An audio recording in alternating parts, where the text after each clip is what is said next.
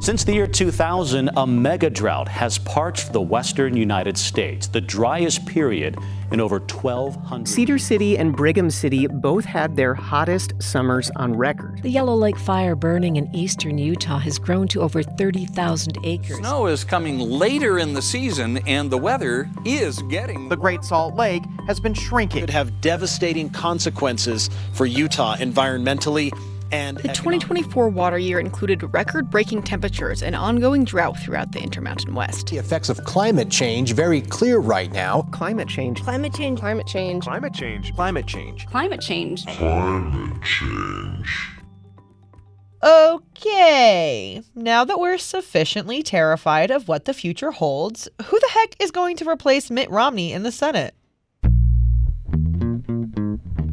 That might sound like a pretty radical pivot, but bear with us. There's a method to our madness. I'm Sean Higgins. And I'm Sage Miller. This week on State Street, we're diving into the race for U.S. Senate, specifically on one critical issue both of the major party candidates have staked their platform on: climate change. Congressman John Curtis is the Republican in Washington, D.C., who has been willing to speak candidly about climate change. He founded the Conservative Climate Caucus in 2021. It now has 85 members. His Democratic challenger is pro-skier and climate activist Caroline Gleich. She's super well known in the outdoor sports world for her skiing and mountaineering feats. But since I'm a homebody and refuse to ever go skiing again, Sean had to tell me all about her accolades. Sorry, Gleich. So in one corner, you have a conservative climate king. In the other, a Utah powder-loving progressive. Both candidates believe climate change is real and caused in large part by us, the humans. In a race that might otherwise be just like any other red state Senate contest, climate change gives us the opportunity to explore an important question on a topic Utah voters have said they care about. So how are the two major party candidates in this race squaring off over climate change?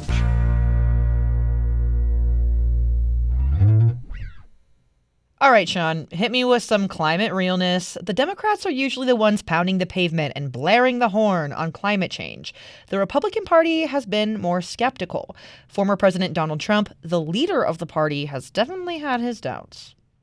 All of this with the global warming and that, a lot of it's a hoax. It's a hoax. I mean, it's a money-making industry, okay? It's a hoax. You're not wrong. In broad strokes, it's pretty safe to say that's the case for most people on both sides of the aisle. But Utah is a little bit different. How so? Two things, the Great Salt Lake and our snowpack.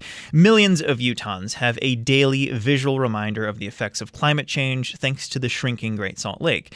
And although we've had a couple of really great winters, we also just went through a pretty terrible drought. Oh, yeah. I remember reporting on when some cities said their water tanks were close to dry, or when a lot of reservoirs cut off boat access in the summer because water levels were so low. Yeah. 95% of our water comes from melted snow. So if it doesn't snow, we are, as the Utah kids say, pretty fricked.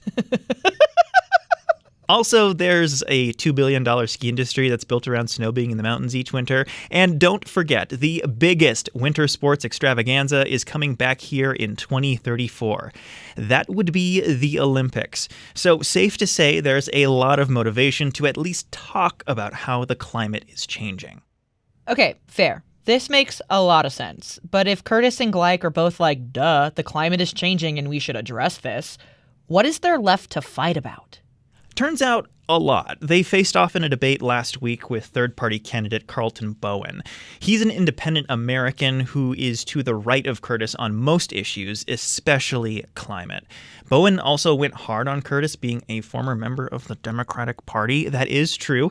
Curtis was a county-level Democratic official in the early 2000s before becoming a Republican. We'll get into Gleich and Curtis in just a sec. But I think Bowen really shows how many conservatives see Curtis's position. My problem isn't with being a Democrat. My problem is getting elected as a Republican, but on several key issues continuing to vote like a Democrat. He's mentioned that the climate is his main issue. This is more of an issue of the left, and he's very involved in the climate and going to the UN climate caucuses, which have an agenda that's harmful to Utahns. And so I think that it's not just the party affiliation, it's what that represents after being elected as a Republican. Bowen aside, Curtis is still pretty popular among Utah Republicans. He won the four-way GOP primary for Senate with almost 50% of the vote, something he was keen to point out during the debate.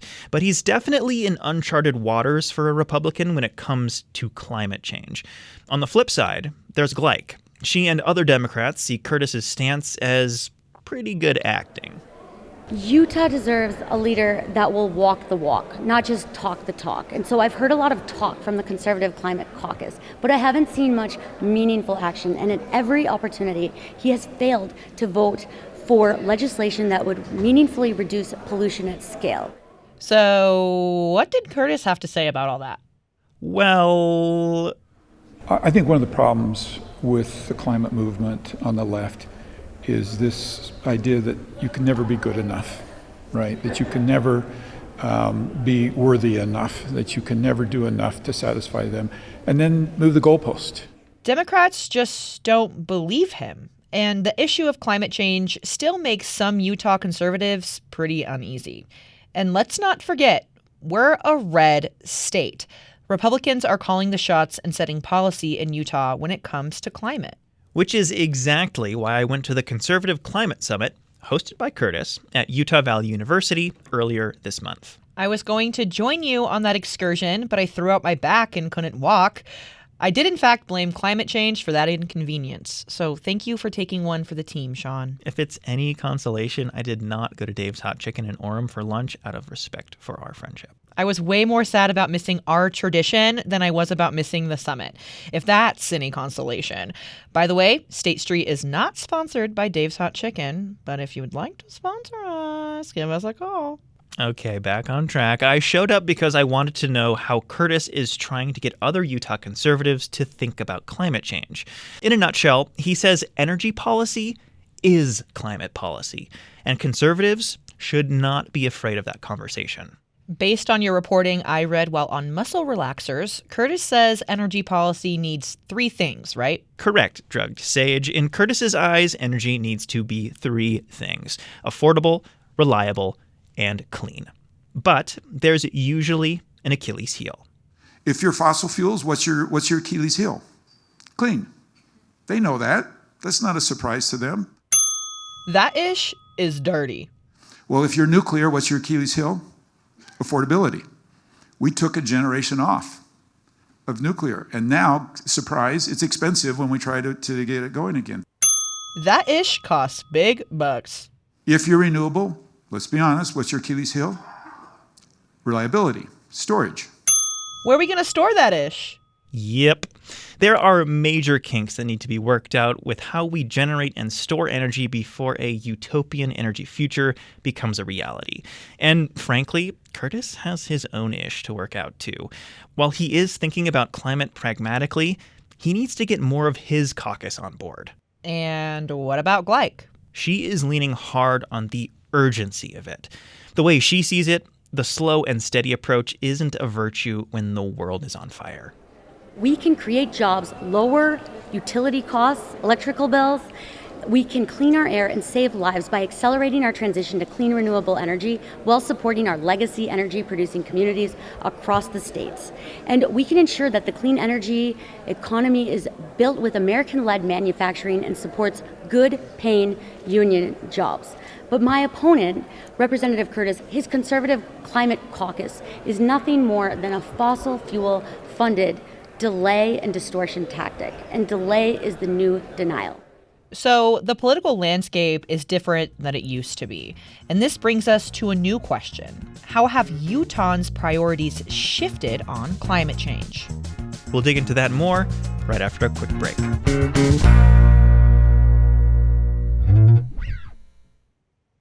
Hi, I'm Caroline Ballard. We are throwing a lot at you this season of State Street. And if you have questions about the election or what is on your ballot, we are here for them. Literally, in person, at Fisher Brewing on October 23rd. Come for some trivia and stay for a Q&A session with us, the State Street team. Doors open at 5:30 and trivia starts at 6. The event is free, but you've got to sign up ahead of time. You can find that at KUER.org. Support for State Street comes from the Hinckley Report on PBS Utah. I'm Jason Perry, director of the Hinckley Institute of Politics. The Hinckley Report is Utah's weekly political roundup, bringing together Utah's top journalists, political thinkers, and lawmakers to help you understand how politics impacts your life. Listen to the Hinckley Report wherever you get your podcasts.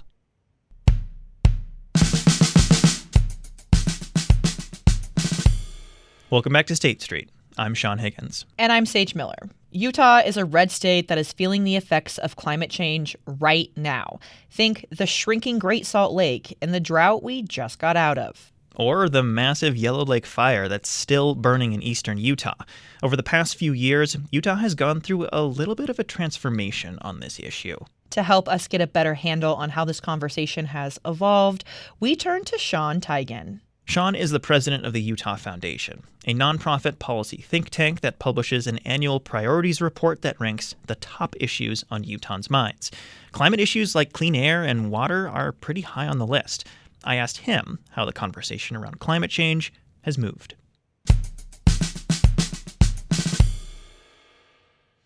Sean Teigen, you are the president of the Utah Foundation. Thank you so much for joining State Street. We appreciate it. I really appreciate the opportunity to join you. So let's talk about climate change in Utah. Is climate change a unique issue here in Utah specifically, and why or why not? Yes. It's certainly not just happening here, but I think it's unique here in part because we have a gigantic lake that has potentially had some impacts from climate change and would likely continue to have those impacts into the future. And that would affect perhaps more quickly than in many places an effect on the community surrounding that Great Salt Lake. How is climate usually discussed in Utah? When people think about it, they probably often think about drought. And that's one big way to think about it over the past, since 2000 or whenever that big prolonged drought began. And it's like, water, whatever, okay, so I'm not supposed to water as much, or I'm not supposed to water when it's 106 degrees or whatever. But are we going to have enough snow for skiing? Skiing is an economic driver for the state. It's pretty important in many ways, not just for skiing, but for our water to make it through each summer and fall. It's a big deal. And I think that we probably talk about it in terms of some of those specifics. We may not talk about it quite as much in some of the other ways that it could affect us and maybe already affecting us in the near term. We live in a red state. The Republican Party controls almost all the levers of power when it comes to government here. And the GOP has not been the party that traditionally has led the conversation on the effects of climate change. How do you see Utah Republicans talking about climate change and climate action right now? Yeah. So I think we have a congressperson that is making it okay. We're talking about John Curtis. We're talking about John Curtis. Wants to talk about this and wants to talk about it a lot and wants to talk about with other Republicans and other people in Washington, but also here, and really trying to get that issue elevated. I think that that's super, super important. But even, I would say, spending time up at the legislature, even 15 years ago, there were people then that were up at the legislature holding office that thought about water issues. We're talking about climate change in a very frank kind of way, whereas maybe some of their colleagues were like, whoa, easy there. Let's not go that far. But, we eventually saw more discussion about it. But then when you get big steps with some big feat of John Curtis to talk about the issue, I think it becomes more acceptable for a broader range of people. You brought up John Curtis. He's in a race for U.S. Senate right now against Democrat Caroline Gleich, who's presenting herself as a very climate-forward candidate herself. What do you think these candidates tell us about how this issue has evolved in Utah? I think there is perhaps a time in the past where Gleich would be putting forth a climate-focused agenda and would have been thought of as a kook, and perhaps her Republican opponent would not have brought it up at all. Or like in the 2016 presidential election, you tiptoe around it or something, and we got to think about this. This is important-ish, but I'm not going to talk about it too loudly. Whereas now I think it is a little bit easier to not be afraid of it. you could be a very conservative person and still have discussions around climate change issues and be very concerned about it and help do the Utah part in addressing it going forward. Have the last 2 good winters shifted focus away from climate change? Do we have short-term memory when it comes to these types of things? It is possible that we don't think about it that much. And that's what I think happens with the Great Salt Lake, because it's like we got that snow and things seem okay again. And we ultimately don't really want to change our behaviors. And we know, I know very clearly that I can be climate zero. I can be carbon zero in every way. And that has 0.00, that has no effect on things. And so if we want to get things to change, it does seem like it's got to be at a higher level. Like in the policy world, you can change when there's a big thing that's forcing it. And maybe that big thing is a Great Salt Lake that's on the verge of collapse. And then let's do some things around that. Let's actually change water law that 10 years ago, I bet 99% of the people that think about water law will say that will never change. We will let this state burn down first. And then here we go. And 8 years later, it's like, what the heck? All right. Water rights are different than they used to be. And in a way that is pretty fundamentally important, at least in terms of moving forward to have more positive impacts in terms of the Great Salt Lake and other water resources around the state. Looking ahead to the next 5 to 10 years, where do you see this conversation going? I think that a lot more people are going to be talking about it, because I think there's going to continue to be very tangible things that people start getting perhaps a bit more worried about. If we could paint with broad strokes and do some gross generalizations real quick. On one side of this argument, you have the world is ending. And on the other side of this argument, you have it's a hoax. Is that a healthy place to start a debate from? Yeah, right. Right. It's probably not beneficial to start on either side, but if you're of the it's the hoax side, you're not going to bring it up at all, A.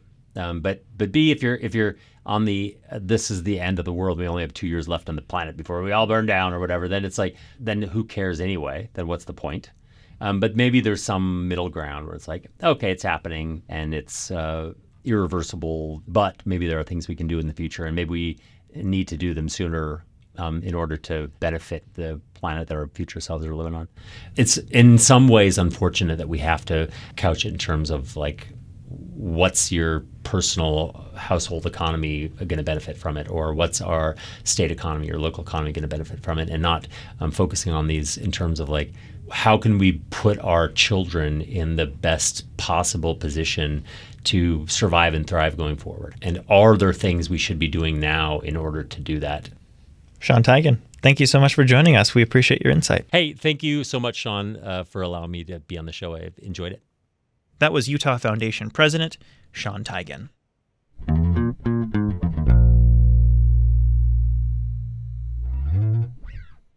It's kind of incredible that we are even here. Think back even 10 years ago. The idea of a race with climate change so front and center, or especially a conservative climate caucus, both those things might have seemed pretty far-fetched. You're right. Curtis said as much to Salt Lake Tribune reporter Robert Gerke after the debate. I think all of us would have said 4 years ago, 3.5 years ago when I started this, if there were 85 House Republicans who had signed up for a caucus that said the climate's changing and man's had an impact on it, we would have called that success. And I can tell you that all around the country, these 85 Republicans, when asked in town hall meetings if the climate's changing, instead of going to the default of it's a hoax, are now saying, let me tell you what I would do. But just acknowledging human-caused climate change is real isn't enough for Gleich. You heard it. To her, Curtis's climate caucus is a clever smokescreen that's just delaying action that needed to happen yesterday. Gleich wants to see more investment in clean energy now to save the planet, and because she thinks it's a smart money move for the future. Sure, it might be expensive up front, but it'll pay off in the future. Whether you want to admit that climate change is happening or not, doing these things to transition to clean energy, they're good for the dollars and cents. They make good sense economically. They're good for our public health. They're good for the air quality. And there's an enormous cost of inaction. By failing to take action, we are only going to see worsening natural disasters. And it's going to cost our country trillions of dollars. So I've got to ask, we've focused on this one issue of climate change. Is that really going to be the deciding factor in this race? In my professional opinion, probably not. But as Tigan told us, the fact that a candidate like Gleich is on stage talking about climate change and not getting dismissed out of hand by the Republican candidate is telling. There's this thing in politics called the Overton window. Ooh, do tell. It's a term that's used to basically represent a range of policies that are seen as acceptable by the general population. And at least in Utah, that window is shifting toward more action on climate change. That does it for this episode of State Street. I'm Sage Miller. And I'm Sean Higgins. A few things to note. Voter guides are out for a few key county races in Salt Lake, Utah, Davis, Washington, and Weber counties. You can find those over at KUER.org. And on October 23rd, we'll be at Fisher Brewing in Salt Lake City for election trivia and to answer more of your ballot questions. This is a 21 and up event. State Street is a team effort. Kudos to the digital masters Jim Hill, Raquel Davis, and Eleanor Gomberg. David Childs and KUER News Director Elaine Clark are behind editing and production here at State Street. And Caroline Ballard is our executive producer. See you next week.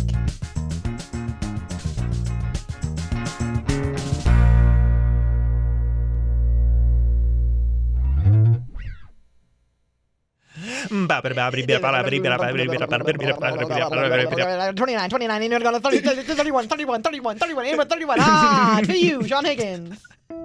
From KUER.